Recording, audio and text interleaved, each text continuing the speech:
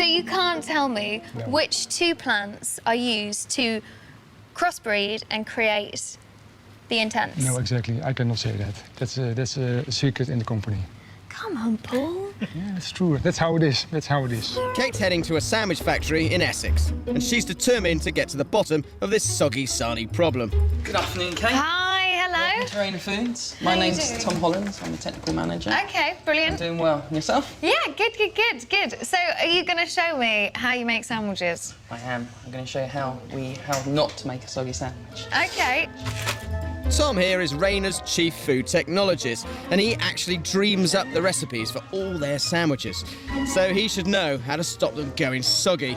Before Tom and Kate can go on the lines, there's a strict hygiene regime to take care of. It's ultra hygienic, isn't it? It is, yeah.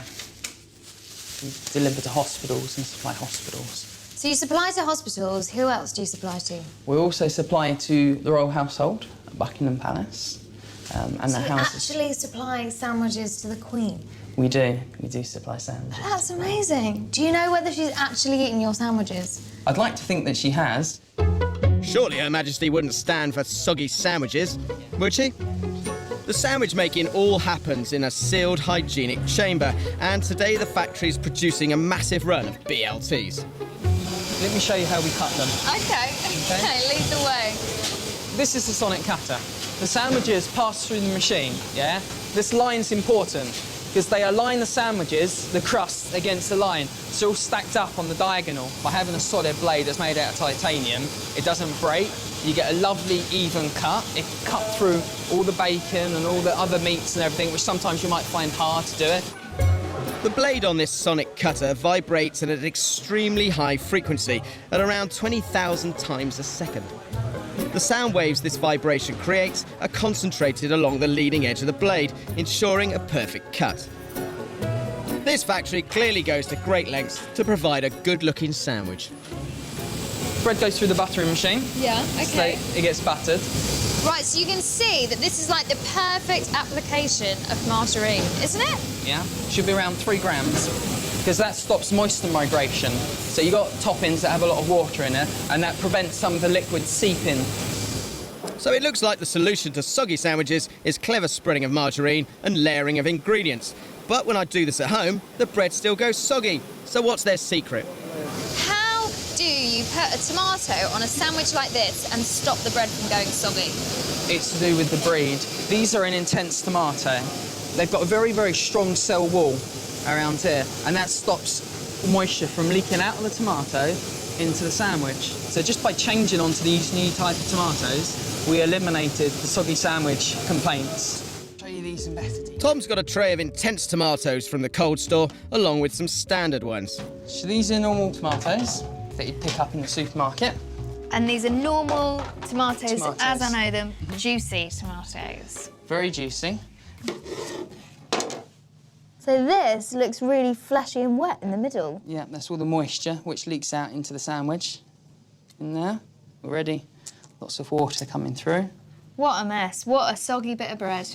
Now, these have only been draining for 5 minutes, but can you see how much water is already gathering in the bottom? Just 5 minutes? Just for 5 minutes, and you're getting that much water, and it will carry on. You can see it's still dripping down. And if we compare it to the intense one, there's nothing in there. Absolutely not a drop. How long have they been in that tray? These have been in here probably around half an hour, 40 minutes before we went down. Really? Yeah. So what have they done to these tomatoes to remove all the water? Apparently, the answer lies in Holland. Holland is one of Europe's biggest suppliers of fresh fruit and vegetables.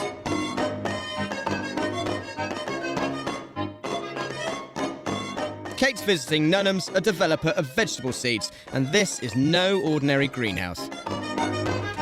Hello. Good morning. Hi. How are you? Good to see you. Are you Paul? I'm Paul. Brilliant. You're Kate? I'm Kate. I was expecting you. Excellent. Got to squeeze It's a my moon. It's a moon, tutu into a suit. Yes, it's a moon suit. So... Wow, look at this. It's like a cross between a space station and an allotment. In a way it is, in a way it is. There's old plants, young plants, all different stages, and that kind of reflects how a breeding program is looking. The intense tomato looks like any regular plum tomato, but there's more to it than meets the eye. Okay, so the intense tomato comes from here. The material in which we found the intense trait was very wild. So that does mean, if you look here at these tomatoes, they all look like tomatoes. But that wild thing which we found, well, was hardly recognizable as a tomato.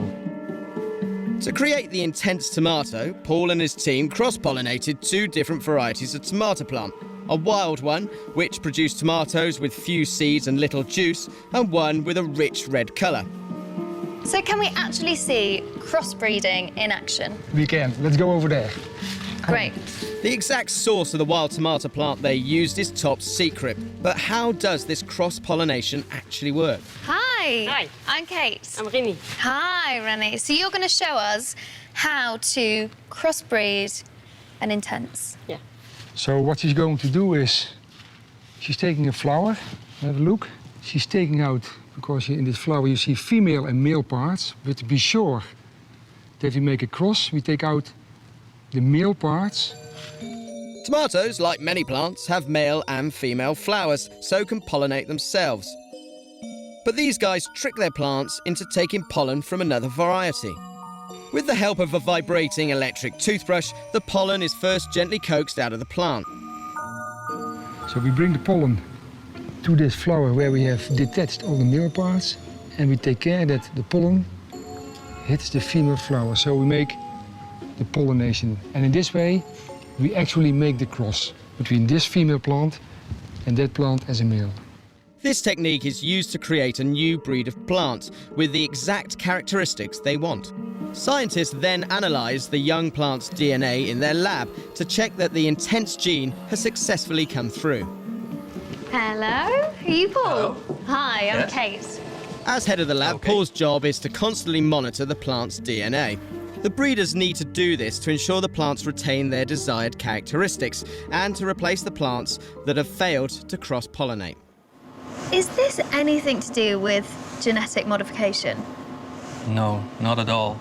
This is basically making use of molecular biology tools, ensuring that a breeder can work more efficient, with less costs. Doesn't have anything to do with genetically modification.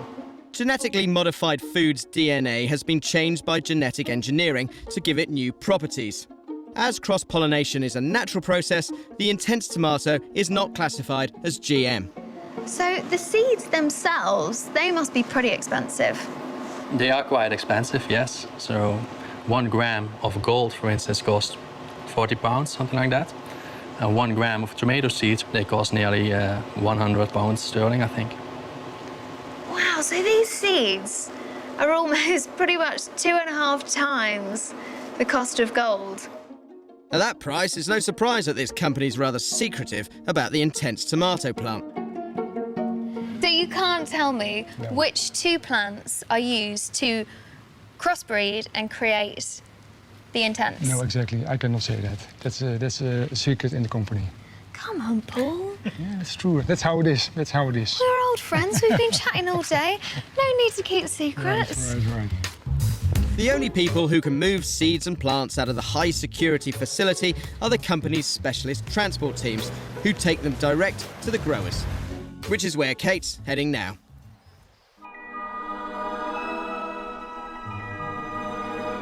At over 30,000 square metres, this greenhouse is so vast that there's only one sensible way of getting around.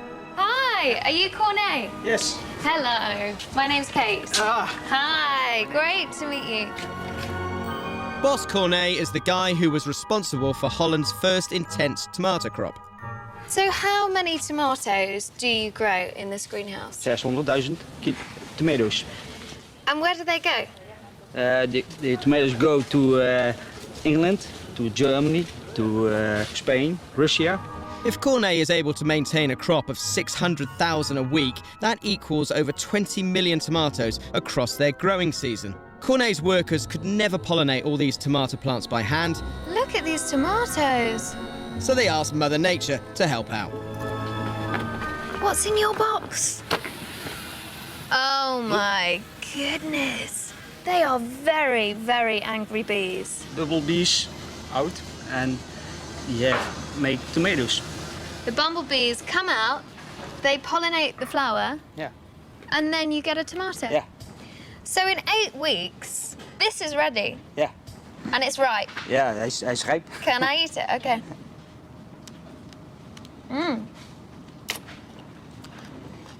No juice, spitting No. out.